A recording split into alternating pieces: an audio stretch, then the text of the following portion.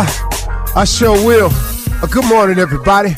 Y'all listening to The Voice. Come on, dig me now. One and only, Steve Harvey, got a radio show. Man, oh man, oh man. How many times I got to say that before I get tired of it? I think it's going to be a minute, folks. I got to be real with you. Because, boy, that Steve Harvey got a radio show. Man, clear indication of how God can do some unexpected, wonderful things for you. How he leads your life in directions that you never, ever saw coming. You know, I was talking with somebody the other day, and they were talking about how, man, they were young and they were doing things, and they never knew that the things that they were doing as a youngster would come and help form who they were today. As an adult, this guy's 50 years old. And, you know, the same thing for you. If you look back on your life and all of the things that you've done, it helps shape you into who you are. Now, this is provided now that you take the positive approach. Now, when I say look back at your life and see what you've done, that doesn't mean dwell on the misfortunate moments, because the misfortunate moments were necessary. I know it's hard to see that when it's happening to you, but the unfortunate moments are necessary.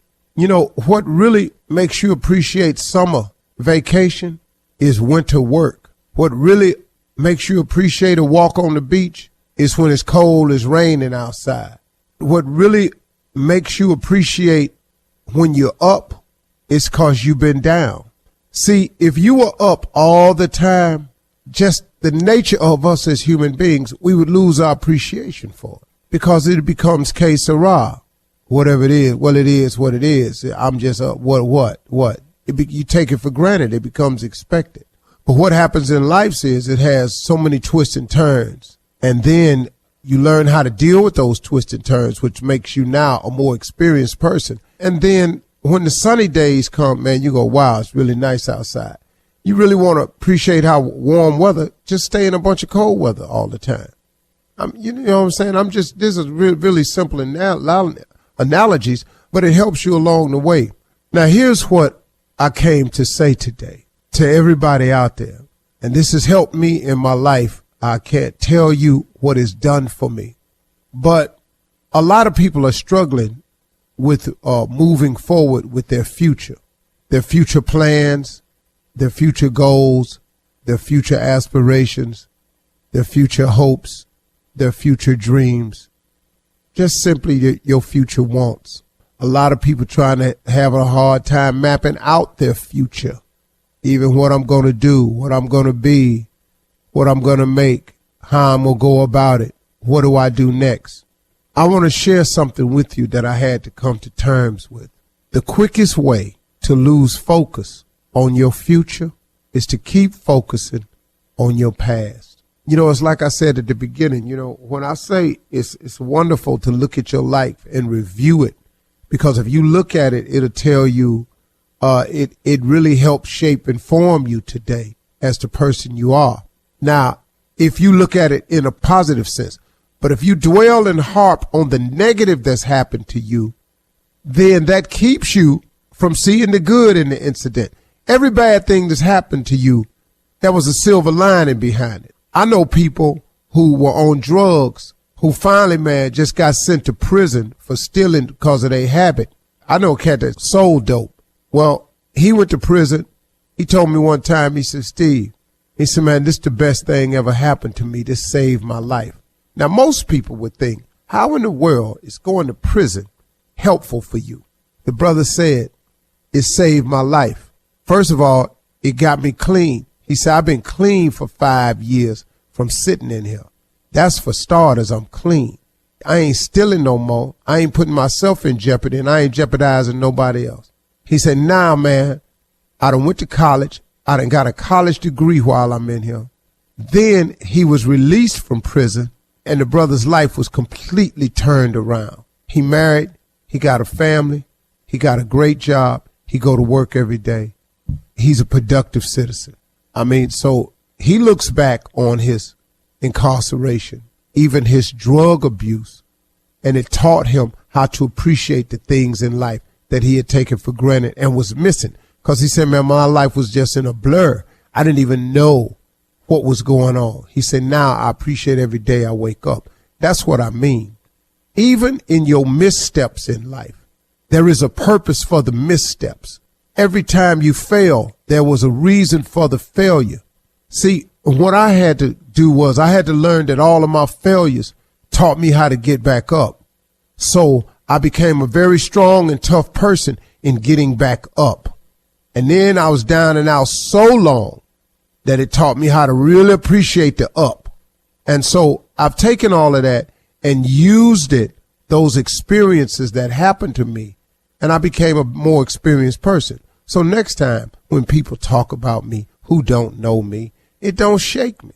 Because everybody not going to like you, man. You might as well go and get on this train right now. And so what I'm saying to you out there is the quickest way to lose focus on your future is to keep focusing on your past. Let it go. Yeah, he left. But like I told this lady on my TV show the other day, sometimes the breakup is the blessing. I know it's hard to break up because now you're lonely and you by yourself. But wasn't you in misery when you was in that? Weren't you in complete misery in that? Now, you kept asking God to fix it, but it take two people to fix a relationship. It don't just take one. It take two to make a thing go right. It take two to make it out of sight.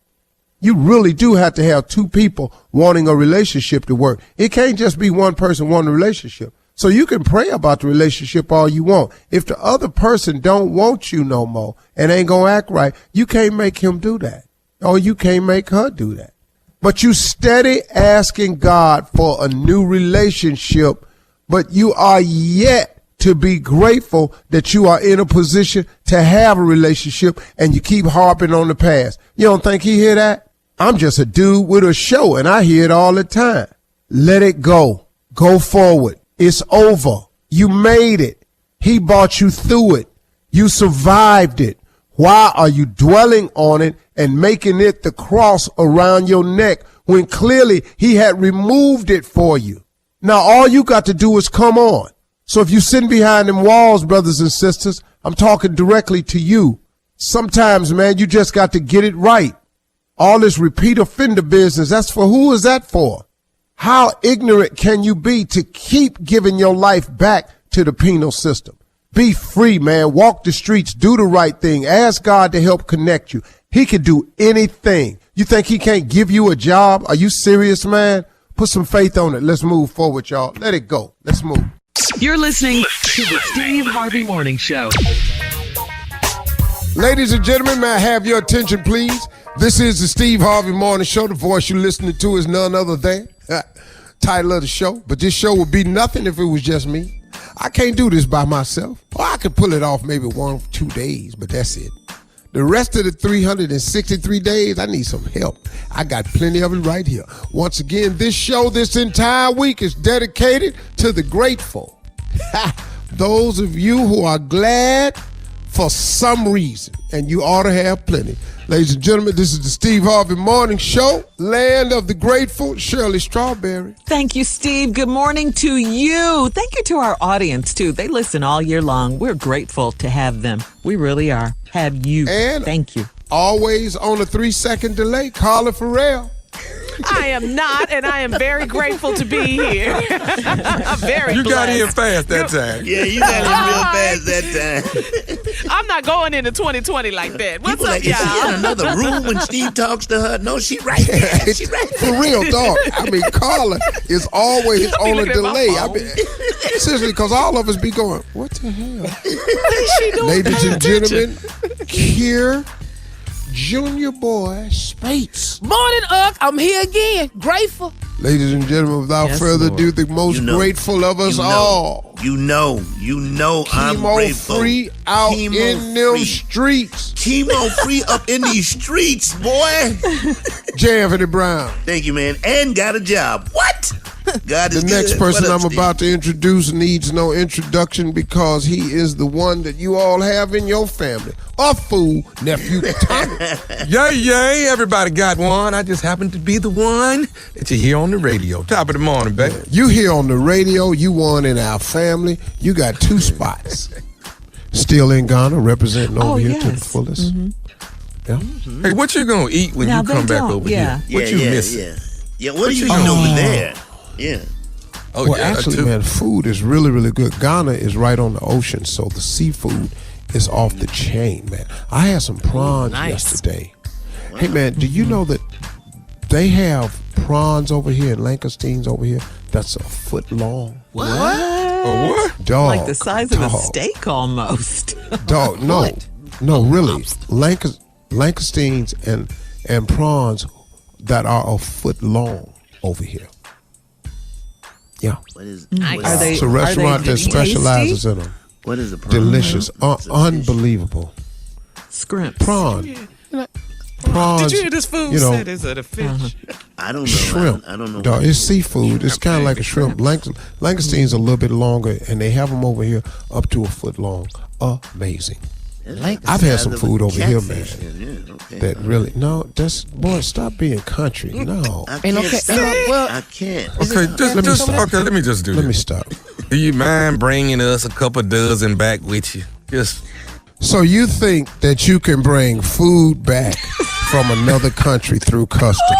You're Thanks so for damn my stupid. Thank you, Tommy. Thank you, Tommy. Coming up in 32 minutes after the hour, we'll get the answer to that question from Steve. And also, inside of something funny, Cedric the Entertainer is dropping a Christmas CD, Steve. Roscoe Wallace will probably be here to talk about this. And we're going to talk to you, Steve, and Roscoe about it right after Roscoe in a this. man. When? Yeah. You're listening to the Steve Harvey Morning Show. All right, Steve, your boy, your fellow king, Cedric the Entertainer, is getting us all in the holiday spirit, lending his unique voice to a brand new Christmas album. He's taking his first crack at singing. Cedric's already conquered the world of comedy. We know that movies. He's in TV now. And he's making his singing debut on the holiday EP called A Power Bass Christmas. Take a listen. Sleigh bells ring, are you listening? In the lane, snow is glistening. A beautiful sight, we're happy tonight. Walking in winter wonderland. Wow. Nice. Who was that? Secret? That was oh, Ced- secret? yeah. The first Cedric. part, What do you mean? Jay.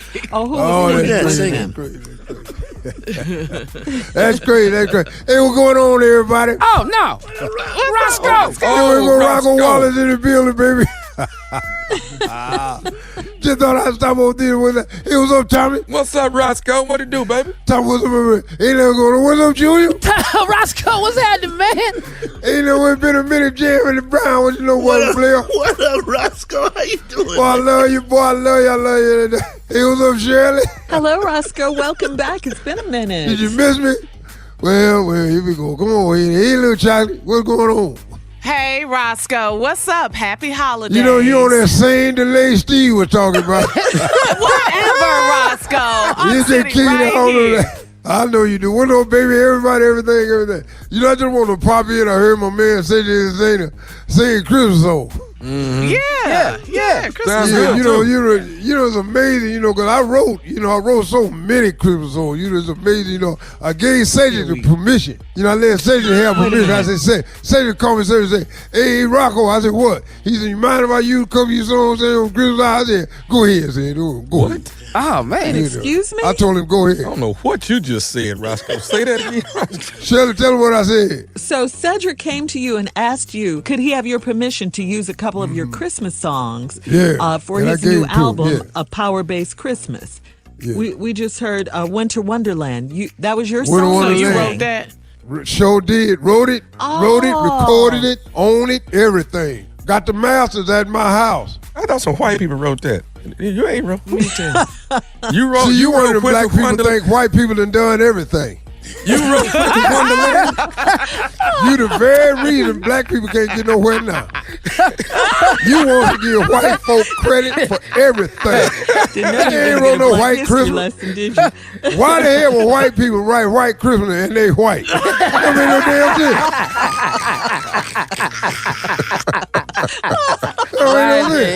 With white people, white or white. I wrote that damn song.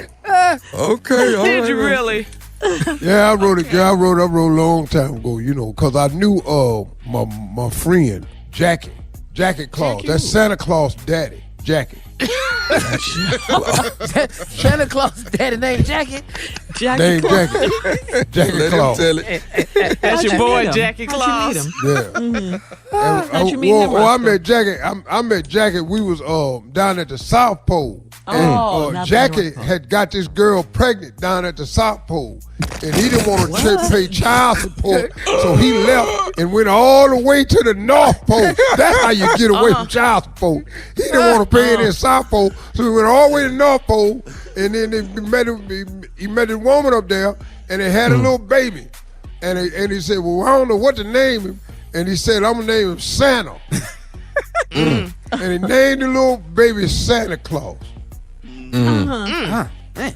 And then, you know, that's when I started writing Christmas songs. So you went to one. What are some of the other Christmas songs you wrote? Some of the other songs you wrote. Dashing through the snow. You wrote One horse open sleigh. Jingle Bells? Hell yeah, that came from a black Jingle man Bells? right there. You wrote that. Dashing through the snow in a one-horse open sleigh, right there. What white man would write that line right there? Because they got more than one horse. It took a black man to have. See, black man didn't have a one horse. That's how you know a black man wrote that song. In a one-horse open sleigh, because all we had was one horse. You also wrote Rudolph the Red-Nosed Reindeer. Didn't you write that? I heard that you wrote that song. did My not, man, Jay. boy, that's what I like about you. Thank you, man. You wrote that. No, right? he didn't. Yes, I he think did. he How did did that come believe about? that, yeah. How did that come about? When was you around some rain? Santa Claus, first let me tell you. Jackie told me to come over to the North Pole. I hadn't seen him in a long time. Jackie Claus. Jackie Claus. Me and Jackie, we sitting up drinking hot ass eggnog. And we just drinking. And I went up there, and you know, I didn't really care for the North Pole because it was cold as hell. Ain't no black people up there. I told Jackie, I said, I ain't gonna be able to stay long. He said, I'll be able to give you a ride back, but I can only take you to Alaska. And I said, well, you give me a ride to Alaska, let me catch Alaska, and then I catch a ride on down from there. So he put me on the sleigh. And I be damn, we had these reindeers out there. He said, on Donna, on Bliss, and on Comet, on Cupid. And I said, hey, man, who are the little skinny ass reindeer up there with the red nose? And he said, that's Rudolph. And we were riding on the sleigh. And then it just came to me. I said, Rudolph the red-nosed reindeer I'll be there. had a very shiny nose. That's a jam. They never let poor Rudolph I thought. go everywhere he wanted to go. And all of the reindeers hated him cause he had a nose that glowed. But we stuck his little ass in the front cause he could show the way to go. And that's how I wrote the song. Wow. They had to take the cussing out for white kids, but that's originally what the original song was, because his little ass knew which way to go. And they had to change it for white kids. The black kid was cool with it, but the white kid. Cedric's album is called A Power-Based Christmas, and he didn't sing on all the tracks, but he produced the whole album. It will be out Black Friday. Congratulations to him. Coming up next, it is the nephew, with Run That Prank Back right after this. Still pranking. You're listening to the Steve Harvey Morning Show. Coming up at the top of the hour in entertainment news, Cardi B making money moves with Pepsi for the holidays, and Halle Berry injured during a fight scene filming the movie Bruise. Who hurt my baby? Who? I knew it. What happened? Who hurt my We'll baby? talk about all of I this. got my hand over my chest. Who hurt my baby? You can't do anything. You got one arm. Relax. But that one belongs to her. I thought you were married. Crazy. I am, but you got to understand that that's my baby right there. We'll talk about all these stories at the top of the hour. Right now, time for the nephew, one-armed Tommy, to come in and run that prank back. My baby. What you got, Neff? The prankers go big or go home. Hallie, I love you, Hallie. Whoever hit my baby on that set, I'm whooping your ass when I find out. I ain't playing. You can't hurt my baby. Hello? Hello, I'm trying to reach Darnell. Darnell. Let's see. Who's this? Darnell, how you doing? This is Scott with Bigger and Better, where we make you large and in charge. How you doing today? Scott who? My name is Scott and I'm with Bigger and Better, where we make you large and in charge. I'm good, Scott. What's up?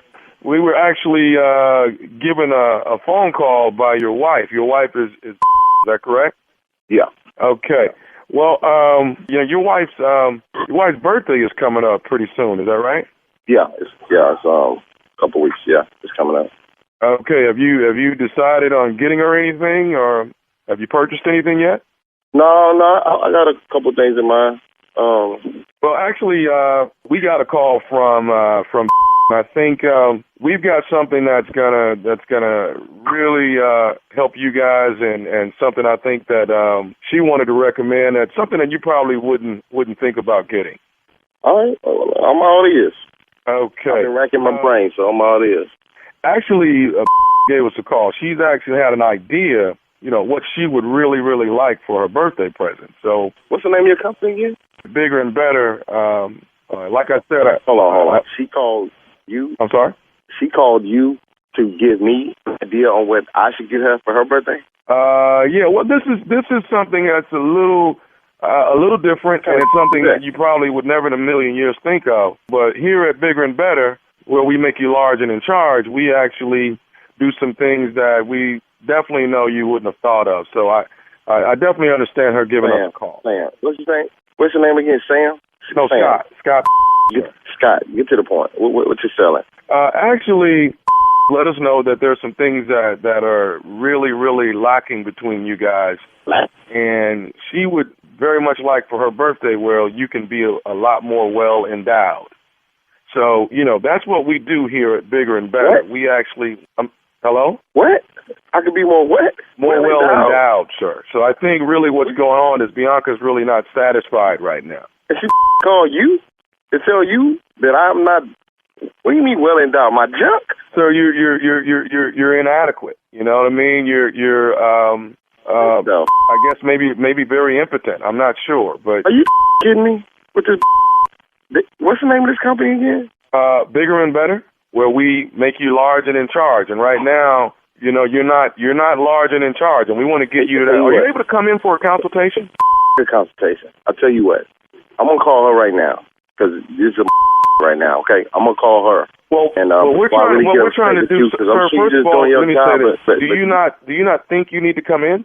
I don't even think I need to be talking to you, Mr. Scott, about whatever is going on in my bedroom. I'm king, so I'm not even. I don't even know what the going on. Whatever your company is selling, whatever service you offer me that's going to increase me in the bedroom. This is the first sign of denial, right here. I don't have no denial. I don't have no problems in the bedroom. Okay, well, you know what I'm saying? So I don't even.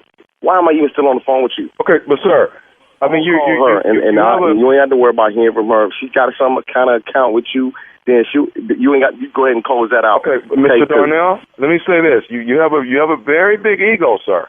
But what I want to do is but you're not as big as your ego. I want to get you to that point. This is some crazy. I've heard some crazy things people sell online, but you're gonna call me talk about my wife called you and saying that I'm inadequate in the bedroom? Sir, you know what? And once again, I'm trying. I know you're just doing your job, Scott, but I'm gonna have to call her right now. Okay? So don't worry. Lose my number, Scott. Don't call me no. Okay? You're in denial. I'm in denial. You. Hello? Sir, I really want to help you as much as I can. Listen, man. Listen. I'm trying to get my wife on the phone right now. Okay? I know you got a job to do, but what I need you to do right now is stop calling me. All right? I'm trying to be nice to you because I'm sure whatever it is, she called you and you just doing your job. Okay, all right? But sir, I'm trying to get you in here to get a consultation so we can get you further along than where you are. Consultation? A consultation? I don't need no consultation. I don't need no assistance from you, Scott. Okay, sir, you're call me no more, man. Hey, you're small, and I want to make you bigger. You want to make me bigger? What is this anyway? You bigger? Huh? What kind of job is that? How you even get a job like that? You apply for this job? You idiot? Were you a high school dropout? I'm trying to get you in. I'm trying to stop calling me, man. Mr. Darnell, I'm still trying to help you get through the situation, okay? Are you willing to come in for a consultation? At least we're coming in for a consultation. We can get you further along than where you are. Are you listening to me? The only consultation we're going to have is my fist in your face if you call me again. I'll tell you what, I will come in for a consultation. Give me your address and everything like that, all your information, and I will come down for a consultation. You gonna be there? I'm here the first 8 hours of the day, sir. What I want to do is get you lined up and get your procedure. Let me call my wife. I don't need no damn procedure. Give me your info, and you don't have to worry about hearing from us no more, okay? But right now, I need you to get off on me. I don't want to hang up on you. I understand you're trying to do your job. Mr. Darnell, you're small. I'm trying to make you bigger, man, sir. You. Hey, sir, you know what? I'm trying to help you. You're the person that's a little small guy. I'm trying to help you with your problem. Now, if you're not going to be appreciative of it, then I don't even understand why your wife knows you're having a problem. Give me your address, and we can have this conversation face to face. You don't know what the then why would your wife call here, sir? It doesn't matter. If I can get on the line, I can figure out why she called you. Loser, you gonna because you're inadequate, man. Hey, sir, here's the problem. You're tiny and you don't want to admit it. Tiny? Let me get you. You don't know me, man. You never seen me. You don't know anything about me. I can't even believe my wife would even call you with this. This is how you do business? You gonna call me I'm tiny? Sir, let me explain something to you. I'm not only the president, but I'm also a client, sir. I don't give a what you are, okay? Okay. And there are some other things that let us know as well. What the would that be? She also wanted me to tell you that this is nephew Tommy from the Steve Harvey Morning Show. Your wife just prank phone called you back. Man, that ain't funny, man. I'm over here looking at my in the mirror. Man, it's kind of great time on her. I thought I was good, but I got a little nervous there. I was like, man. What's the baddest radio show in the land? Come on, now you know it's the Steve Harvey radio show, man. All right, thank you, nephew. Coming up at the top of the hour, entertainment and national news right after this. You're listening to the Steve Harvey Morning Show. In today's entertainment news, Cardi B is making money moves for the holidays. She's got a new ad for Pepsi that features her favorite things. Mrs. Offset is on board to promote Pepsi's holiday campaign. It involves newly designed 12-packs equipped with QR codes that, when scanned, give Pepsi drinkers a chance to win and then give some money to their friends and family. Cardi was excited to do it. I always see like big stars working with Pepsi, so for them to pick me, she says, it just makes me feel like, oh, I'm up there. I love that. Yes, you are, Cardi. She did one last year, so yeah, she did. It was good. It was good. Yeah. Yeah. All right, she did Tommy. Super Bowl. Yeah. Yeah. Nephew, brace yourself, okay? Take a deep breath. What's going on? And in other entertainment news, Halle Berry. Now, this is during a fight scene of the movie Bruised. Who was she fighting, Shirley? Who was she fighting? She sustained some injuries in the movie Bruised. She plays the role of Jackie Justice, a disgraced MMA fighter looking for what? Some justice. Halle took to the gram to update us on her condition. After thanking everyone for their concern, she said, it's par for the course when you do your own stunts, and I wouldn't have it any other way. All right. But don't think she's down. She added, just know that I'm far from tired. I'm wide awake and I'm just getting started. My baby don't tap out. Tommy, my baby don't tap out. Okay. Yeah. My baby don't never tap out. Well, that's good she don't tap out, because after surgery, you ain't been worth a damn. I'm down. I resent that. Not the surgery. I resent it too. I'm with you. That's double resentment. She do too. Yeah, well, we have three arms up in the air that was disgusting. How about Three that? arms. Got him. Wow. All right, time now. As long as she all right, Shirley. Yeah, she's all right. She's all right. And she's letting you know she's all right. And I think that's amazing. Well, you that know she what, still does her too? own stunts. Brad Pitt is one of the producers of the movie. He was the one that said maybe she's tired. And that's why she said, I'm not tired. You know, it's just par for the course. That's what happened. So she's trying to squash what he was saying, that she's been doing a lot with the movie. Yeah, did she get hurt on her last movie too? Yeah, the She was movie in, John Wick. Quick, Yeah, she hurt John herself Wick. on that movie. Yeah, she hurt herself said on that one too. Yeah. Hey, let's quit doing all these damn stunts. Yeah, let They got somebody me else for that. do your stunts. Yeah.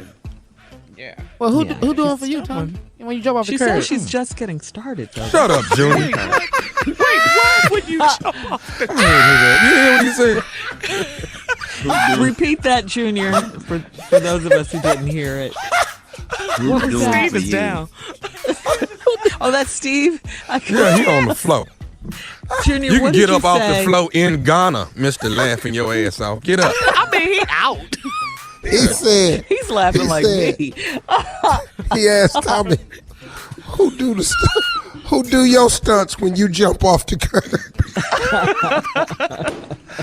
That's risky, Junior. Oh, boy, that was funny. Not funny to me at all. Not funny to me at all. Yeah. Thank you. listen to You're not Jay, laughing, Tommy. You a Jay, two-time at all. in Not us friend, though, laughing. Jay. Because you be talking about Tommy when he ain't around. You a little too. No, I don't. Don't listen though, to Steve. Steve. Don't listen He to be Steve. talking about me when I ain't here. He Absolutely. is He's so a liar. disloyal as Teen It's Tommy. very He's so loyal. disloyal. I don't recall that. I'm the Judy Giuliano. I can't say his name. Rudy Giuliano. That's Judy Ruliano. Did you hear what he said? All right, come on, Steve. Time to get to those headlines, please. Ladies and gentlemen, Miss Ann Tripp. Thank you very much, and good morning, everybody. Here's the news. A federal judge has ordered that former White House counsel Don McGahn must comply with a congressional subpoena to testify before the House impeachment investigators. So the decision, in effect, says that President Trump cannot block witnesses who have been subpoenaed by congressional investigators from testifying. That's a real setback for the Trump White House, since its lawyers have used the same argument of presidential privilege to keep several high-profile witnesses from cooperating with impeachment investigators. Nevertheless, Trump's counsel is expected to appeal. Also, the House Intelligence Committee, by the way, is expected to release a report on the impeachment investigation after Thanksgiving. That's what they're saying. Committee Chairman Adam Schiff says his panel is summarizing all the evidence accumulated so far, looking into whether President Trump leveraged military aid to get the president of Ukraine to investigate his potential re-election rival Joe Biden. However, Schiff doesn't rule out future hearings or depositions. He just says that legislators he feels have enough to make a decision, a lot of evidence.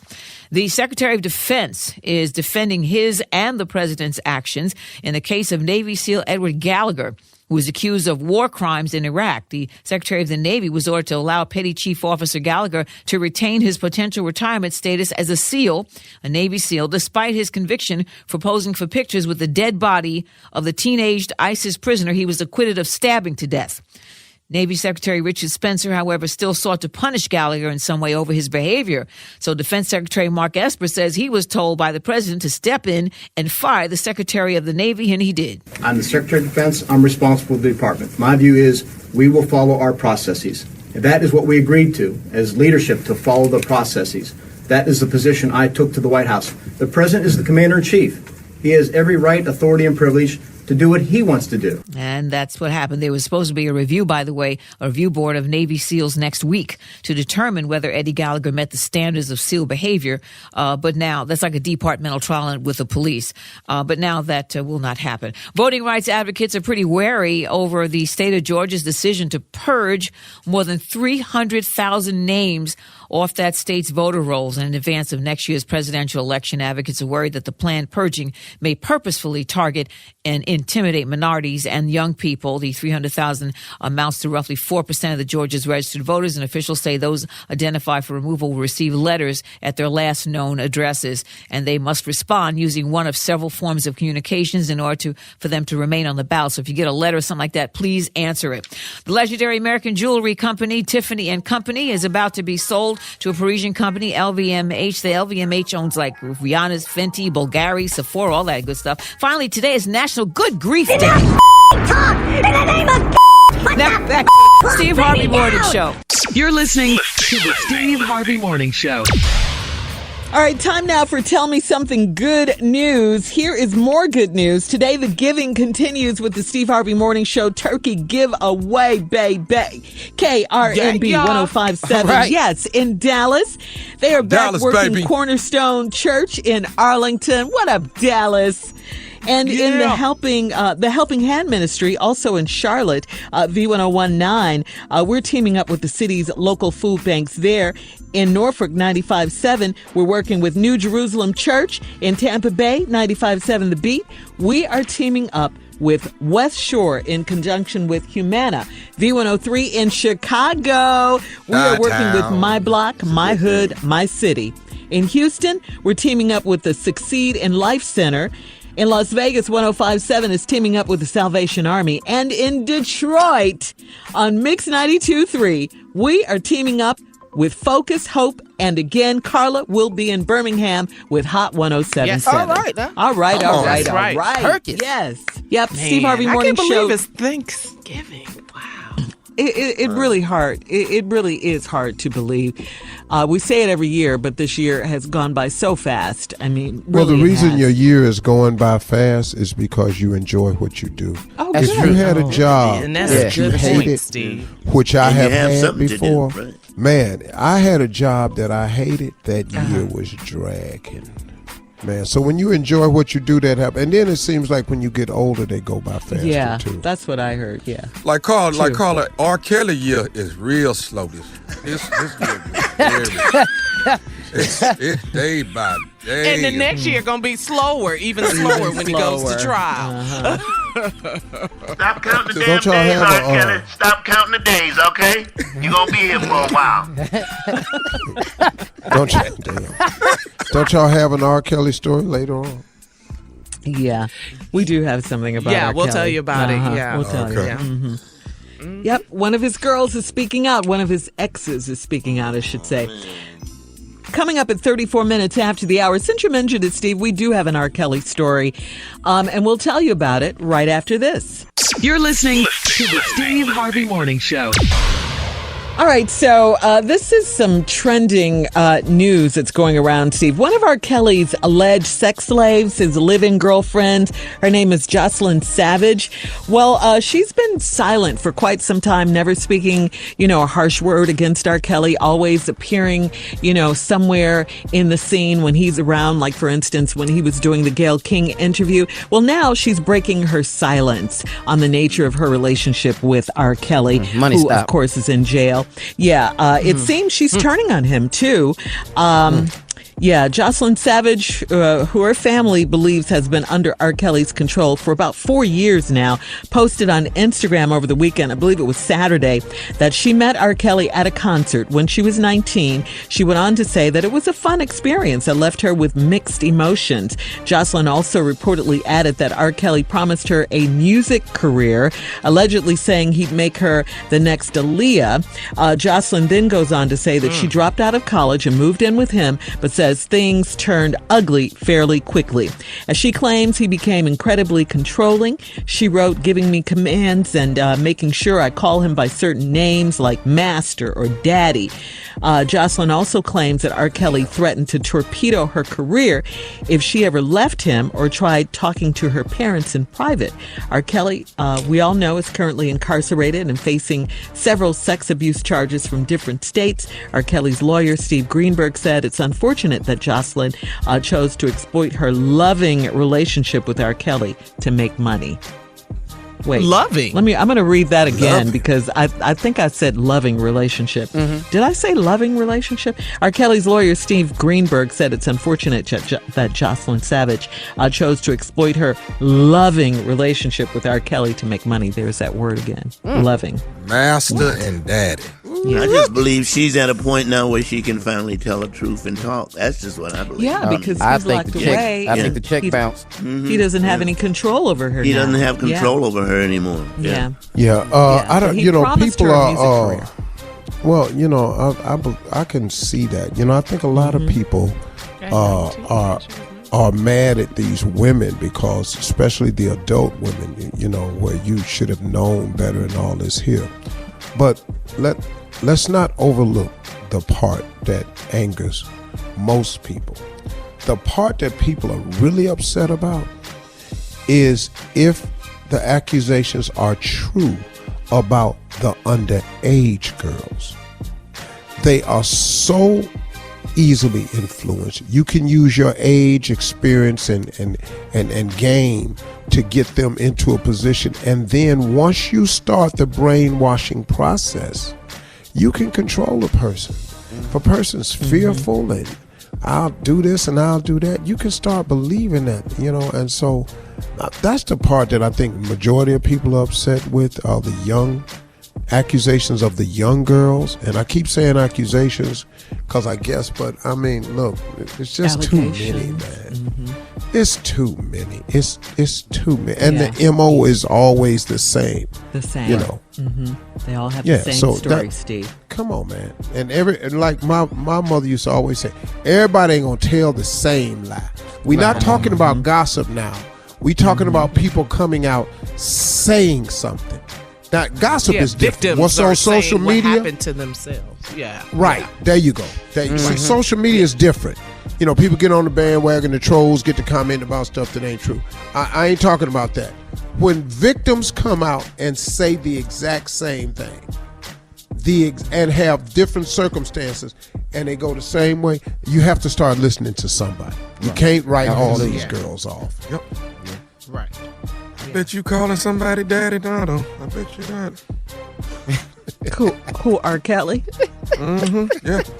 Oh, there's some daddies in there now. Oh, yeah, you calling somebody. Yeah, call me daddy when I take your cornbread, all right? That's what I like you to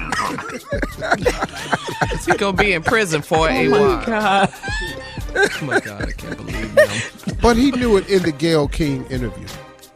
I'm out here fighting for my life. Oh, yeah, you did that. Yeah. Mm-hmm. Y'all mess with my life, man. He knew it. He knew it in the Gayle King right interview. then, he broke. He just didn't. He didn't know how true it was. Yeah. All right, we're going to move on here. Coming up next, the nephew in the building with today's prank phone call right after this.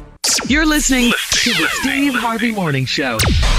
Coming up at the top of the hour, right about 4 minutes after, it's my strawberry letter for today's subject. Will my man choose me for the holidays? Right now, we'll get into that. Break up right now, time, the holidays. Nephew is here with today's prank phone call. What you got for us, Neff, my today? wife do anything with me before 2020. That's what I Jesus. All right, the prank is too much chicken. Too much chicken. Can never have too much chicken. Nope. Never. Nope. Black people, we tired of it. Too much chicken. Let's go, cat dog. Hello? Hello, I'm trying to reach Jason, please. This is Jason. Hi, Jason. My name is Remy. I'm calling with BPE TMC. How's your day going? I'm doing fine, but what's a BT, whatever that is? BPE TMC, it's an organization. We've been around for the last 5 years, and we're trying to help different things in the black community. And I wanted to reach out and give you a call and see if you would be on board or help signing a petition that we're going to have going around with BPE TMC, if you don't mind. Okay, what is it about? Well, BPE TMC, Jason, is black people eat too much chicken. And what we're trying to do is cut back the shortage of chicken. Black people eat too much chicken? What the hell is this? My name is Remy, sir. Okay, what you mean by black people eat too much chicken? What's wrong with you, man? We've done a test study, and we realized, sir, that black people are the ones that are eating too much chicken. And what we want to do is try to cut back, because right now there's a shortage. To the Chinese and ask them, they eat all kinds of chicken. Chicken food young, all this here. Chicken, the white people eat chicken alligator. All this here. Chicken stir fried rice with chicken and all this thing. You want to come to me talking about a black person eat too much damn chicken? Did you ask the white people? I bet you didn't know with no white folks. I bet you don't go to them. You're all scared of them. Well, sir, we're going to get to that. We're starting in the black community. Black people are the ones that seem to buy the most chicken. Man, no chicken. Guess what? I don't eat chicken. And if I did eat some chicken, I'd be cursing, man, what the are you big or something? You hey, how in the y'all got my number in it? Where you get it from? Actually, we're getting numbers from the supermarket, and we're getting a listing of people who buy the most. Supermarket, you get my number in no supermarket? Sir, the main thing we're trying to get you to do is cut back on eating chicken. Now, what we want you to do... I don't eat no chicken. And you know what I'm going to do? I'm going to go and eat some chicken. And don't call me with no about eating too much chicken. Don't even call my phone. Do you got that? Hello? Hello, I'm trying to reach Callaway. Is this Callaway? Yeah, it's Kyler. Who's this? How you doing? My name is Remy. I'm with BPE TMC. And, Who? My name is Remy, sir. I'm with BPE TMC. What we're doing is we have a petition we're trying to get signed throughout the black community of some things that we're trying to actually help out in the black community. Uh-huh. So BPE TMC is actually an organization, and we're trying to actually save some things in the black community. Oh, what is that? What's that stand for? What the hell is that? BT, what is that for? BPE TMC is black people eat too much chicken. And what we're trying to do is get... Man, you gotta be kidding me, man. Who is this, man? This is Remy, sir. We're trying to get you all to actually sign a petition. What's going on is black people are buying too much chicken. Oh, you gotta be kidding me with this, man. Is this a white man? Who is this, man? I am Caucasian, sir, yes. Man, why are you calling me with this? Well, what we're trying to do is... We're trying to get... How did you get my number, first of all? Actually, we're getting numbers from supermarkets that are letting us know man, the people that...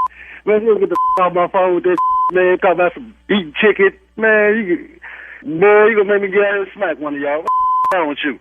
Okay, sir, what we're trying to do is get you guys to cut back on buying chicken. Who's you guys? What you talking about, you guys? Well, the black community is... The black community... Hey, man, you better go on with that. We ain't got time for that, man. Don't be calling my phone with that, man. Hello? Hello, I'm trying to reach Valerie, Val. This is she. How can I help you? Hi, my name is Remy. I'm with BPE TMC. How you doing? I'm doing fine. And you? I'm very well, ma'am. Listen, what we're trying to do is, if I take a little bit of your time, we're trying to actually get a survey signed by people in the black community. We're actually trying to help out in the black community. The organization is BPE TMC, and what this is black people eat... What is that? That's black people eat too much chicken. So what we're doing is we're trying to get... Black people do what? Say that one more time for me. Black people eat too much chicken. You see, there's been a shortage in chicken. So what we're trying to do is get black people to cut back. There's been a shortage in chicken, and you want to do a survey? Well, what we want you guys to do is sign a petition that you're not going to eat any more chicken this year. That doesn't even make sense. We just don't eat chicken. You know, we eat beef, we eat steak, we eat fish. I don't see you trying to pull that off the market. Now, why would you want to tell us not to eat chicken and we eat other stuff too? Where are you getting your deep findings from? Because this doesn't make any sense. The test study, man, was over chicken, and it just seems like that. Who did the test study? Who did this test study? Well, we did, man. We're BPE TMC, and after doing the test study, we did realize that the black people are the ones that are eating. Was the test only just directed to black people? I mean, did you use white people? Because white people eat chicken too. But you guys always on diets and stuff. Okay, ma'am. Well, did you use Asians? What about the Hispanics? Did you use them? Okay, ma'am, listen, what the bottom line is our first study is black people, and what we're trying to do is get you guys to cut back on eating chicken. Your study should be everybody. This is some where'd you get my number from? Man, we got numbers from the supermarkets, people that buy large. You didn't get my number from no supermarket because I didn't give my number to no supermarket. This just don't make any damn sense. You calling me, interrupting me about some like this. This is Bottom line, ma'am, you're not cooking. You don't tell me, telling me what the hell I can't eat. You don't lost your mind. You got life and twisted, sir. Yes, you do. Life twisted. Calling somebody, telling them that black people eat too much chicken. You and your partition. Would you like to hear what the survey is actually saying? No, I don't want to hear what the survey is actually saying, because what you're saying is about a whole bunch of. But the survey is saying that this is Nephew Tommy from the Steve Harvey Morning Show. Valerie, this is Nephew Tommy, baby, from the Steve Harvey Morning Show. Oh, my God. Oh, oh, God. You know, Tommy, I love me some chicken. And there you have it. Masterpiece. Too much chicken. It's a masterpiece, man. Oh, is it? Is it Team Tommy? Bruh.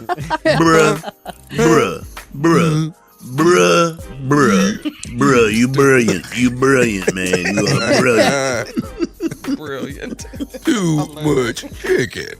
You're going to get some of this brilliance at the Holiday Comedy Jam. We are coming. That's WDAS and Live Nation. We will be there Friday, December the 20th at the Met in Philadelphia. That's J. Andy Brown. That's Junior Kill Spates. Earthquake in the building.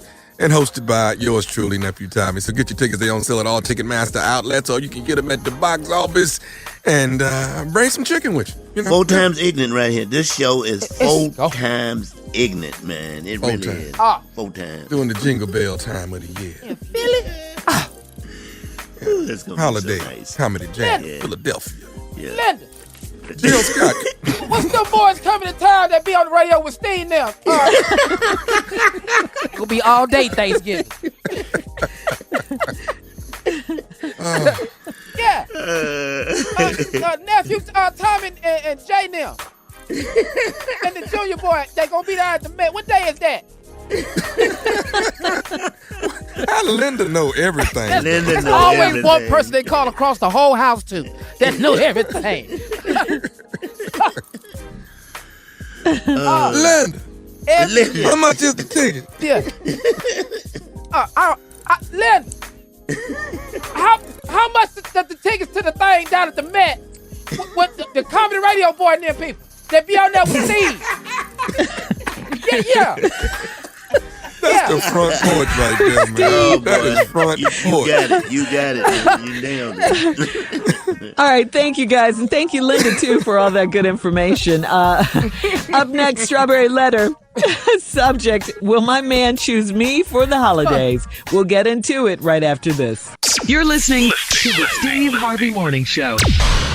Time now for today's Strawberry Letter, and if you need advice on relationships, dating, work, sex, parenting, and more, please submit your Strawberry Letter to Steve Harvey FM and click Submit Strawberry Letter. We could be reading your letter live on the air, just like we're going to read this one right here, right now. Smack them Come papers, on, nephew. smack them, smack them. Buckle up and hold on tight. We got it for you. Here it is, the Strawberry Letter.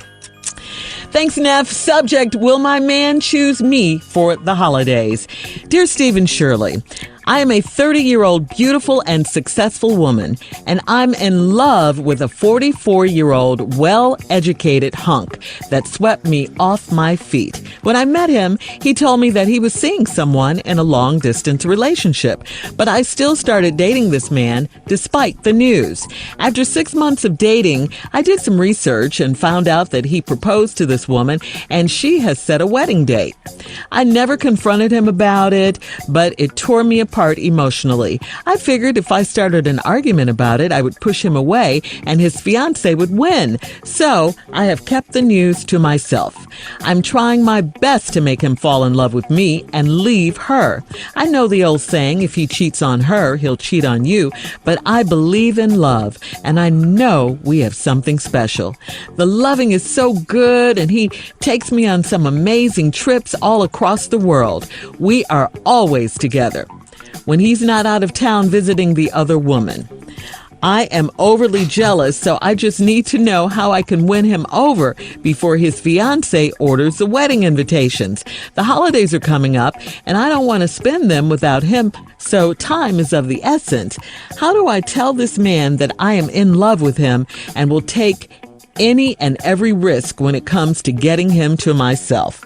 It's totally possible to be in love with two people at the same time. So I know he's probably struggling internally with who he should be with. Maybe if I tell his fiancée about our relationship, she will just break up with him and go away. Wait a minute now. It may make him mad, but in the end, he will still have me, and I know we can be happy together. I'm head over heels for this man, and I'm planning to invite him to Thanksgiving dinner so my family can meet him. How should I handle this love triangle? Do you hear yourself? Do you hear yourself? Because listen closely. This is the sound of desperation, all right? This is the sound of delusion in this letter. So I want you to hear yourself. You are so shortchanging yourself in this relationship. You are number two. That's it. That's all. You are the side piece. And you're okay with that. I think you're really okay with it because he told you his status when you guys, first got together. He told you he was in a long distance relationship. You even researched it. You did your research and your words, you still dated him despite the news. You started dating him. And that's the problem. I mean, really, what is his incentive to leave his fiance and get with you? Number two, what is it? He's getting everything from you. Without having to change a thing he's doing. Win-win for him. He's got the best of both worlds here. I mean, the question then becomes, when are you going to wake up and realize that if he was going to leave her for you, don't you think he would have waited to propose to her? I mean, you did all the research. Maybe he would kind of see where the relationship could go with you and him, or maybe that you would have won him over by now. You think it's a competition between the fiance and you because you're willing to take any and every risk to get him. I got to tell you, please don't bother inviting him to dinner, because you know where he's going to be. He's going to be with his fiance and her family, kicking it over there for Thanksgiving, because they're planning a wedding. They're getting married. You are the side piece. All right? Steve? Well, I don't know what Shirley's done a really excellent job of this. All you can do is just get it worded in a different way. So here we go. Will my man choose me for the holidays? The answer to that question is no. And the answer to that question, no, is simply because number twos don't get holidays. You don't get Christmas. You don't get Thanksgiving. You don't get 4th of July barbecues. Those are the holidays. You don't get the whole Valentine's Day. You can't get them days right there. You don't get anniversaries. You don't get none of that, cause you'll never have an anniversary. Number two don't get anniversary dates. Number ones get anniversary dates. You don't even have to be married to your number one to have an anniversary date. This is the 3rd year we've been knowing each other. You don't do that to number twos. You don't go, we've been seeing each other for 3 years now, let's go out and celebrate. No, there's no celebration. You don't celebrate number twos. When I met him, he told me he was seeing someone in a long distance relationship. Then you know what you said right after that? But I still dated this man despite the news. Okay, so you stupid, or you just did what you wanted to do. You dated the man anyway. The man told you, I got somebody. Sure did. It's a long distance relationship. I got somebody. You started dating the man anyway. Then after some 6 months of dating, you did some research and found out that he proposed to this woman and she has set a wedding date. Okay, what's the surprise? I never confronted him about it, but it tore me apart emotionally. I figured if I started an argument about it, I'd push him away and his fiance would win. The fiance is already winning. She the fiance. 6 months in, you found out they set a date for a wedding. He asked her. She ain't just put this date on Facebook. He asked the woman to marry him. Has he asked you? Has he mentioned marriage to you? He said nothing about no damn family with you. Stupid letter. Make me sick. Finna tell the rest of it right after this. Shut up, Tommy. You're listening to the Steve Harvey Morning Show. All right, Steve, come on. Let's recap today's Strawberry Letter subject. Will my man choose me for the holidays? This woman that met, she 30. She met this 44-year-old well-educated hunk. Swept you off your feet when you met him. He told me he was seeing somebody. You still dated the man. Bam. 6 months later, you did some research. That's social media. Found out that he proposed to this woman. She even set a wedding date. You ain't never said nothing to him about the man. You figure if you start an argument and push him away. Now, you want to know in the letter, will my man choose me for the holidays? I'm telling you no, because number twos don't get holidays. Holidays are reserved for number ones. You can't be number two and get a holiday. You can get some Fridays. You can get a Saturday here and there.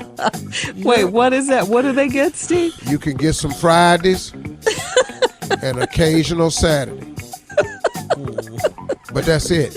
In the short, and usually it's the same day of the week that he done told his wife or number one that he does a certain thing on a certain night, and that turns that night into your night. I play poker with the boys on Tuesday nights, and I be home late. Then that night is your night. Okay. You don't get any night you want. Now here's a delusional part, like Shirley say. I'm trying my best to make him fall in love with me and leave her. What? Let me ask you something. How do you do that? How, as the number 2, do you make the man fall in love with you and leave the number 1? I know the old saying, if he cheats on her, he'll cheat on you. That ain't got nothing to do with this. No. He's cheating on her with you. You the you. Talking about he'll cheat on you. No, you the you. You the you. But I believe in love. Stop it. You just say you believe in love. He's marrying a woman. And I know we have something special. All this is in your mind. You have nothing special. You're number 2. 2s ain't special. Ain't no 2A and all this here. There ain't no 2A. 2 plus. This ain't a seat in economy. This ain't an economy super with extra leg room. You still in the back. Economy plus. You still in the back. But it's more leg room. It's still good leg room. But you in the back, though. You're not the first class seat, and you can't come up here with the economy plus ticket. You can sit on the exit row and get you a little bit extra if that's what you want. But look at that. There's a lot of people on the exit row. The loving is so good, and he takes me on amazing trips all across the world. You done been to the Bahamas. Who ain't been there? She's making it sound bigger than it is. Girl, Steve. your ass ain't been all across the world. Stop. San Diego ain't all across the world. San Diego. Then here's another line. We are always together when he's not out of town. Hello. Do you understand this? You're always together when he's not out of town. You just said he'd take you all around the world. Girl, when he out of town, he with her. You ain't been nowhere. Flying to Atlanta ain't across the world. When he's not out of town visiting the other woman. I'm overly jealous, so I just need to know, how can I win him over before his fiance orders the wedding invitation? It's way too late for that. They done set the date. They ordered putting money down on places. She dress shopping. Damn these invitations. The holidays are coming up, and I don't want to spend them without him. You are. This is your first holiday. It's only been 6 months. You've never been to the holidays before.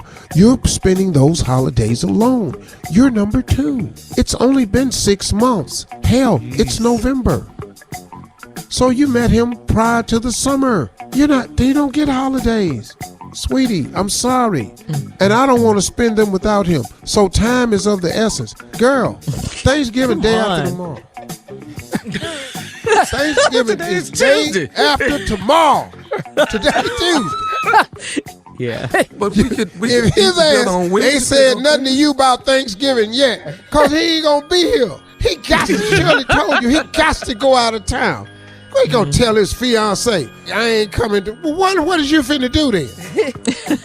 How do I tell this man that I'm in love with him and will take every risk he can to getting him to myself? You've already taken the risk. The man told you he was in a relationship and you dated him anyway. You took the risk. You've taken all the risk. Now then you go right here. It's possible to be in love with 2 people at the same time. So I know he's probably struggling internally with who he should be with. Little girl, the struggle isn't with who she should be with. The struggle is how to tell you he's with her and finna get married. Remember this. He has not told you this for a reason. Because the only struggle is when and how to tell you this is over, because I'm finna move this woman in my house. That's the struggle. The struggle ain't with you, little sister.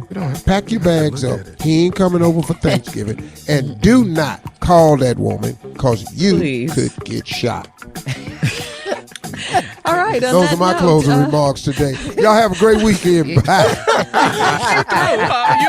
All right. You can post your comments on today's Strawberry Letter at Steve Harvey FM on Instagram and Facebook. And please don't forget to check out the Strawberry Letter podcast on demand. Now, coming up at 46 after the hour, I think Steve had more to add to this Strawberry Letter, right, Steve? We're going to do a little bit more. Yeah. Let's let this go. You're listening to the Steve Harvey Morning Show. All right, Steve, you said you had some more to add to this Strawberry Letter subject. Will my man choose me for the holidays? For those of you that don't know, this girl is 30 years old, dating this 44-year-old man. She swept her off his feet. He told her on day one he's seeing someone in a long-distance relationship, but you dated this man anyway, despite the news. 6 months of dating, did some research, found out the woman has set a wedding date with. He proposed to this woman. Now, this girl that wrote the letter hasn't said anything to him about it, but she's torn up. She's scared to start an argument because it'll push him away, and his fiancé will win. So she's kept the news to the same, kept it all to himself. She's trying to figure out the best way to make this man fall in love with her and leave her. I know the old saying, if he cheats on her, he'll cheat on you. But I believe in love. Now, she's talking about the man take on some amazing trips all across the world. The girl has been to San Diego, and now she thinks she's been all around the world. San Diego is just close to Mexico. You saw the sign saying Tijuana, but you didn't actually go to Tijuana. And you don't want to go there no damn way because it's crazy. Now, anyway, how do I win him over before the fiancé orders the wedding invitation? Holidays is coming up. I don't want to spend them with him. So time is of the essence. How do I tell this man I'm in love with him and will take every risk into getting him to myself? Totally possible. Well, now he's probably struggling with who he should be with. Then here was the line the girl said. Maybe if I tell his fiancée about our relationship, she'll just break up with him and go away. It may make him mad, but in the end, he will still have me. And I know we can be happy together. Pump your brakes, little girl. Yes. You've obviously never gone to a woman to tell her that you are the other woman. They do get mad, and it do mess the dude up with his girl for a while, but they usually recover. Now, he is going to hate you for the rest of your life, and you will have no relationship with him at all. None whatsoever, and it is doomed. So long as you know that, good luck. I'm planning on inviting him to Thanksgiving. Don't do that. That man can't come. Say that again, Steve. Don't do that. I'm finna invite him to Thanksgiving. You're going to be so disappointed. Got a plate out and everything. Damn turkey over there by yourself. They're going to have a place sitting with somebody else ain't going to be there. And when is Thanksgiving where is he at, baby? Huh? And when is Thanksgiving up? Thanksgiving. Yeah, when day after tomorrow. Thanksgiving the day after tomorrow. They can have Thanksgiving tomorrow. He ain't said nothing to you about Thanksgiving. I like my Thanksgiving on Thanksgiving. Thank you. You can do. If you do Wednesday, you don't have no turkey, though. All right. Listen, coming up, we're going to talk about breaking up. This all ties in together. We'll do that at the top of the hour. What's the day about? What is this? Right after this. You're listening to the Steve Harvey Morning Show. All right, last day to break up. Some say if you do not break up with your significant other today, you are stuck with that significant other until around Martin Luther King Jr.'s birthday, okay? That's a fact. You can get out right now. Yeah, you need to get out now. Today. Yeah. Well, you if you should have been out. Them, you should have been out. You should have left. You should have left at Halloween, to be honest. Yeah, you should. Halloween is a great time to leave. Yeah. Yeah. It's scary.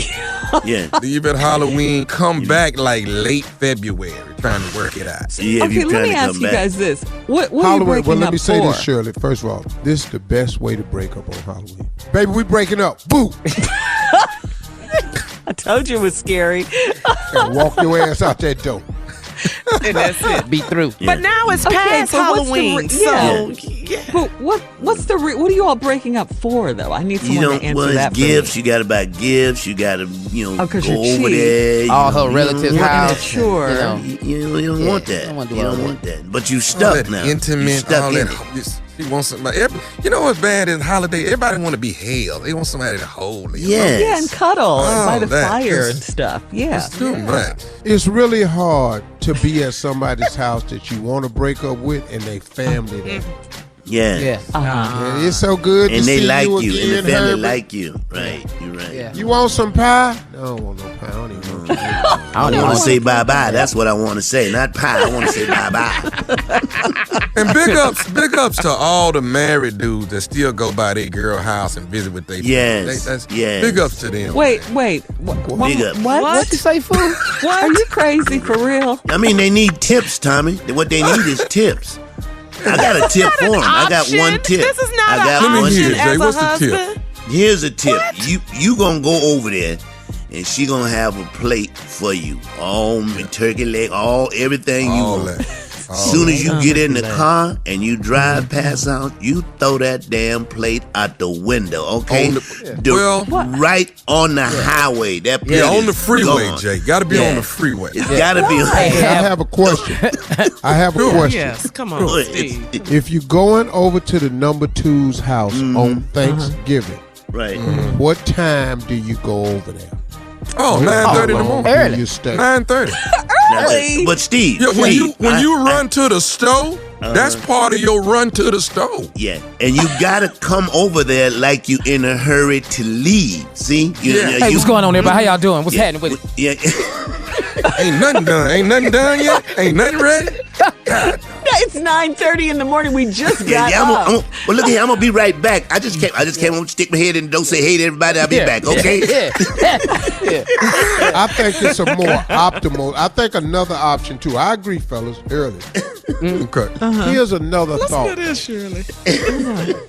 Halftime of the football game. That's a good time too. Yeah. Yeah. That's about how long 30 is minutes. halftime, huh? 30 minutes. Because you can get out your house clean. Yeah. And how is that? How's that? I'm trying to figure this out. Yeah. Well, see, the deal is this. Finna go to the store to get some liquor, and the liquor store that's open is deep in the hood. Right. Yeah. Yeah. But she can't stay that far. You know, your 2 got to be 2 miles away, though. You got to know how to do that. 2 You can't go cross She's town. that close. You can't put wow. You can't put it 10 miles away. Well, You are a risk it got to taker, take aren't 10 you? minutes to get there. But see, what you ladies don't understand, 2s are not always women. Sometimes a 2 is a man, and it's dealt with different. She'll just call you on the phone. I don't need you to bring your ass over here today, okay? What's that about? Oh, you mean her approach with it? You mean her approach with it? Because women are such better cheaters. Yeah. Because she got something else going on herself. Yeah, she just tell you straight up. Don't come over here today. I've learned so much. I want to give women some advice on cheating. They need to know that. When we come back, I got something profound I want to say. Well, I do know this. Well, that ain't gonna happen. No, I do you know got this, something to say. It ain't gonna be profound. All right, coming up, nephew's breakup tips for the holidays at 20 minutes after the hour. We'll be back right after this. Oh, God. You're listening to the Steve Harvey Morning Show. Before we left off, we were talking about, when the best time to break up with someone is during this holiday season. You guys said it was definitely, and even Steve agreed, after Thanksgiving. What did you say how to do it, Steve? I think you should break up, at Halloween is the best time to break up. And we've missed that window. So no. And you break up on Halloween because that's where, hey, I'm leaving, boo, and then do it like that. Woo, you scared me. And then and get on out. I thought you was playing. No, I was for real, girl. And then if you're gonna see a number 2 on Thanksgiving, then you got to go early in the morning, 9:30. Just tuck my head in, check on y'all. I'm gonna come back and get a plate and don't ever come back, or go over there at halftime. Halftime, you making a liquor store run that deep in the hood. Craig's is open selling liquor. All right, and then Tommy had some tips as well. What do you have, Tommy? This is for women. If you catch your man cheating, don't leave him. Wow. Cheat back. Show him you support what he does. You see what I'm saying? Cheat back. No, we do not. Yeah. You Show right. him you support it, Tommy. Show him you support what he does. That's wow. all. Come on, boy. That's new. That's it, huh? I hate that I love the stupidity that comes out of this show. That's why Dallas brought us back. Yeah, I really hate that about myself. Yeah. All right, look, we got more of these shenanigans, this stupidity coming up on the Steve Harvey Morning Show, and some trending news at 33 minutes after the hour, right after this. You're listening to the Steve Harvey Morning Show. All right, time now for Tell Me Something Good News. Here is more good news. Today, the giving continues with the Steve Harvey Morning Show Turkey Giveaway, baby. KRNB 1057. Right. Yes, in Dallas. They are back Dallas, working baby. Cornerstone Church in Arlington. What up, Dallas? And in the Helping Hand Ministry, also in Charlotte, V1019, we're teaming up with the city's local food banks there. In Norfolk, 95.7, we're working with New Jerusalem Church. In Tampa Bay, 95.7 The Beat. We are teaming up with West Shore in conjunction with Humana. V103 in Chicago. We are working with My Block, My Hood, My City. In Houston, we're teaming up with the Succeed in Life Center. In Las Vegas, 105.7 is teaming up with the Salvation Army. And in Detroit, on Mix 92.3, we are teaming up with Focus, Hope, and again, Carla will be in Birmingham with Hot 107.7. Yes, all right. All right. That's right. Turkey. Yes. Yep. Man, Steve Harvey Morning I can't Show. believe it's Thanksgiving. Wow. It really hard. It really is hard to believe. We say it every year, but this year has gone by so fast. I mean, Well, really the it reason has. your year is going by fast is because you enjoy what you do. Oh, if good. you had a job And that's that a you good point, hated, Steve. which I And you have have had something to do, before, right? man, I had a job that I hated. That year was dragging. Man, so when you enjoy what you do, that happens. And then it seems like when you get older, they go by faster Yeah, too. that's what I heard. Yeah. Like Carla, R. Kelly year is real slow. This year is it's day by day. And the next year gonna be slower, even slower when he goes to trial. All right, coming up, our last break of the day, and of course, some inspirational. It's the last break of the day. Really? Seriously? You always surprise me with that, but I love it, right? And some closing remarks from the one and only Steve Harvey right after this. You're listening to the Steve Harvey Morning Show. All right, here we are, guys. Last break of the day on this Tuesday. Steve, you have some closing remarks for us. I know you do. I was talking about the goodness of God and all the opportunity, people who are just like me. It is an amazing thing to feel what it feels like to be a majority, not in your neighborhood, but everywhere you go, on the streets, in the offices, in the restaurants, at the hospital, at the bus station, at the hotel, in the neighborhood, at the store, at the gas station. You are the majority. It's an awesome feeling. It's such a weight that comes off of you when you're here, because you don't have to be a certain kind of way. And if you're African American and you hear me, you know what I'm talking about. If you're a real one now. Now, if you're faking the game and you're trying to fit in to the point where you done gave up yourself for that, that's another thing. But I'm talking about those of us who have maintained who we are in spite of it all. And this is a very, very positive closing remark. But I want you all to understand that when you come here and you feel what it feels like to be a majority, finally, it's going to be eye-popping. It's going to be soul-quenching. It's going to be heart-rendering. You are going to feel like you've never felt before. You should come to Africa to see what it feels like to be the majority. It's off the chain. I want this for everybody. Not only do I want you to come to see your motherland, I want you to come to see where we're from. This weekend in Ghana, I met the first king I've ever met. I met the king of the Ashantis, which is the biggest tribe in Africa. The majority of Africa is Ashanti, from what I understand. It's the largest. Let me tell you something. I met a king for the first time. I have an even richer understanding of who we really are. Every African American should find it and make it a mission to to come to Africa. Those are my closing remarks. Wow, that's it. Y'all have a great weekend. Everybody good? I am. Talk to God. He love to hear from you, y'all. Y'all have a great weekend. Steve Harvey out of here. Bye. Hey, have a happy Thanksgiving too, y'all. Love you.